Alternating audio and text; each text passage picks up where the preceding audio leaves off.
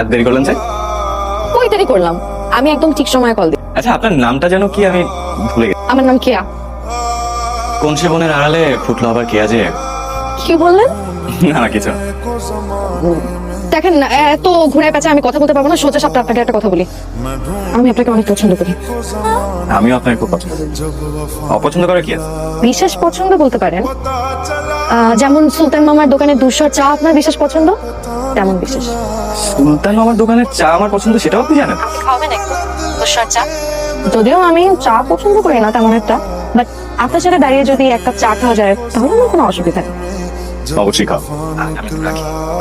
কালকে কালকে পরশু দিন সুলতান মামার দোকানে আপনার চা খাওয়া হবে, আসবেন? অবশ্যই আসবো। আমি একবারে এত কিছু করছি, সত্যি আমি কেমন যেন করছি, মানে আমি না এগুলো সারা রাত কাল ভেবেছি। তা ভেবে কি উত্তর পেলেন? যে উত্তর পেয়েছি সেটা কি আদৌ সম্ভব? দেখুন, আলোচনা করে তো আসলে কোনটা সম্ভব কোনটা অসম্ভব সেটা যাচাই করা যায় না। অনুভূতি এমন একটা জিনিস যেটা জমা হতে হতে মায়ার সৃষ্টি হয়। তাহলে তো অলরেডি আমি আপনার মায়ের ফেলে গেছি।